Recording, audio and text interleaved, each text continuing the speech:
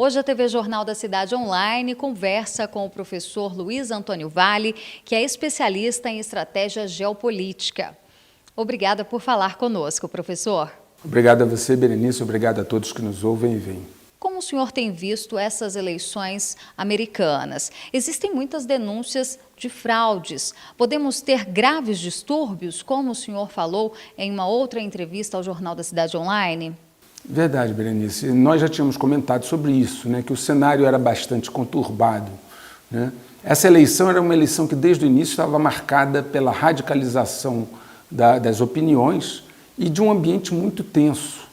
E, naturalmente, já se previa que qualquer um dos dois que ganhasse seria contestado por aquele que perdeu.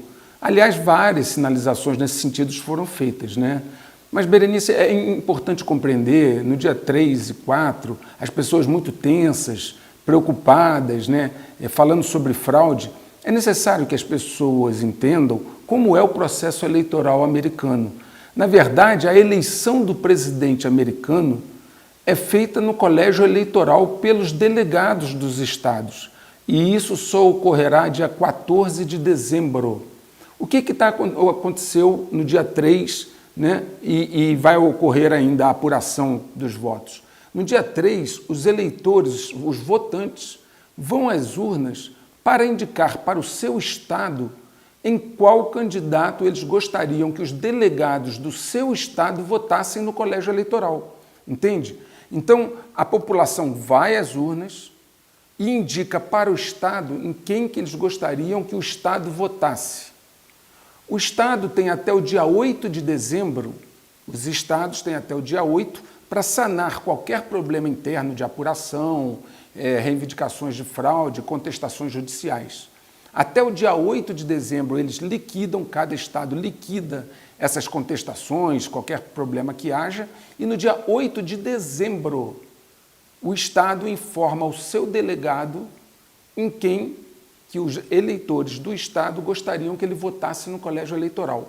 Aí, o delegado daquele Estado, de posse do resultado no dia 8, vai para votar no colégio eleitoral dia 14 e poderá ou não votar naquele candidato. Ele não é obrigado, existem sanções para aqueles que eles chamam eleitor infiel. O delegado que não vota segundo a vontade popular, que foi posta nas urnas, ele é dito um eleitor infiel, porque ele é o eleitor, na verdade os eleitores não são as pessoas, o eleitor é o delegado que vota no colégio eleitoral. E já houve vários casos, de eleitor, o delegado votar contra a vontade das pessoas ou mesmo se abster, não comparecer no dia do colégio eleitoral. Então, nós temos aí três momentos importantes, Berenice. O primeiro, quando o povo manifesta a sua vontade, 3 de novembro, 3, 4, quando terminar essa apuração. Dia 8, quando o Estado, então, oficialmente diz, 8 de dezembro, não é 8 de novembro, 8 de dezembro, há mais de um mês para frente. O Estado diz ao delegado em quem está definido que ele deve votar. E no dia 14, quando ele vota, realmente elege o presidente dos Estados Unidos. Então, até lá, Berenice, nós temos ainda um grande percurso. Está havendo muitas questões de levantamento de suspeitas de fraude, vai haver questionamento judicial, vai haver reconferências, recontagens de votos. Então, na verdade, digamos assim, a batalha por Washington está apenas começando. Se o Biden ganhar, qual o impacto disso para o mundo? Ele já ameaçou o nosso país, dizendo que vai unir outras nações para aplicar sanções no Brasil por conta da Amazônia. O Biden, o Partido Democrata de uma forma geral, e o Biden, ele tem um histórico de estar muito mais próximo à agenda globalista do que à agenda conservadora, que é nacionalista. Então, naturalmente, se o Biden vier a ganhar, o que volto a dizer, ainda temos muito aí a percorrer para chegar até lá. Se o Biden ganhar, significa que não haverá um alinhamento natural entre o nosso governo, que hoje é um governo de caráter mais conservador e nacionalista, com uma agenda globalista do Biden. O Biden tem um histórico aí de alinhamento constante com a agenda globalista. E isso pode criar dificuldades.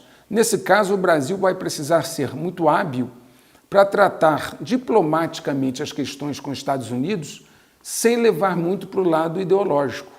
E, claro, ele deve montar uma estratégia para resistir a essa agenda que naturalmente o Biden vai tentar implantar. No caso de uma vitória dele, ele terá um alinhamento muito forte com a Europa, principalmente com o Macron, da França, né, e com a Angela Merkel, da Alemanha. Então a tendência é que isso que foi desconectado um pouco pelo Trump seja agora refeito, um alinhamento entre a Europa e um governo, provável governo Biden-Harris, né, que é a vice, né? E aí nós teríamos realmente estarmos na contramão desse pedaço do mundo ocidental, Europa, Estados Unidos, que vai tender a cumprir a agenda globalista. Professor, para quem está com dúvida, com medo, tentando entender o que está acontecendo, explica para quem está em casa entender melhor o que seria esse grande reset mundial. Qual que é a sua teoria sobre essa nova movimentação geopolítica? Eu já comentei numa outra entrevista nossa e no meu canal do Checkmate Global, né? Eu desenvolvi isso ao longo de mais de 60 vídeos e nos meus artigos, que nós temos uma situação global praticamente insanável. Para eu falar do efeito, que é o The Great Reset, né, a grande reinicialização, eu preciso falar do que gerou isso, né? Então, existe uma bolha da dívida que é praticamente insanável. Os Estados Unidos chegou a 27 trilhões de dólares de dívida, só o governo, para um PIB que deve fechar em torno de 20 trilhões. Hoje, a dívida global ultrapassa 250% do PIB global. Então, significa que nós estamos, e com a pandemia, Berenice, gerou muito mais gastos, porque você está tendo muito mais gastos sem que a sua economia esteja gerando a mesma riqueza. Então, esse descompasso entre dívida e riqueza está aumentando.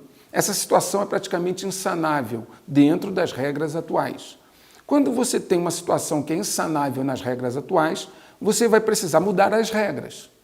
E a maneira que a elite mundial vê de resolver essa questão é mudando as regras. Mas para mudar as regras, você precisa criar uma situação, pré-condições, como eu digo nos meus vídeos, você precisa criar pré-condições que levem você a realizar o seu plano. Você não pode simplesmente vir com uma ideia nova e impor ela em condições normais. Então, como se cria pré-condições? Através de catalisadores.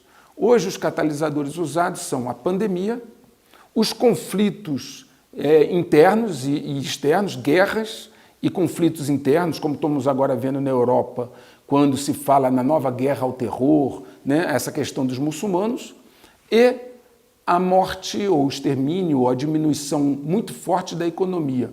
Então você gera terror e medo.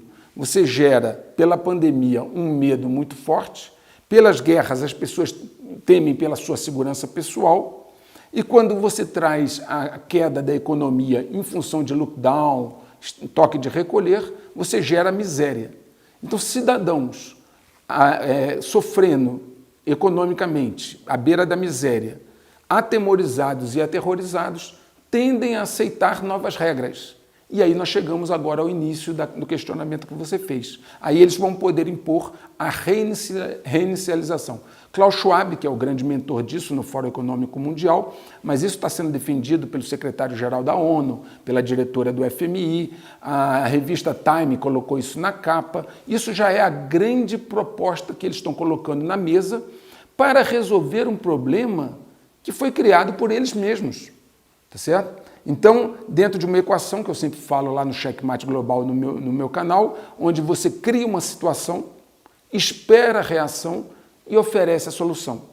Eles têm a situação, vão esperar a reação de medo e desespero das pessoas e aí oferecer a solução para um problema que eles próprios criaram. E aí seria o reinício. Seria um novo contrato social. Veja, Berenice, eles não estão pregando apenas resetar ou reinicializar o sistema financeiro para resolver o problema da dívida. Eles estão propondo um novo contrato social. Aqueles que tiverem dúvida podem entrar no site do Fórum Econômico Mundial, está lá tudo por escrito. Eles não estão mais escondendo isso de ninguém. E dentro desse novo contrato social, nós estamos falando de algo amplo. Novas relações de trabalho, novas relações pessoais, de proximidade, novas relações em todos os sentidos. E, naturalmente, apenas para colocar um último ingrediente, dentro desse contexto, que se encaixa perfeitamente na proposta globalista, nosso país, com o governo atual, vai estar na contramão e, naturalmente, sofrerá, digamos assim, retaliações se isso vier a acontecer. Inclusive, a Europa já está começando a fechar tudo por conta de uma segunda onda de coronavírus, adotando o lockdown.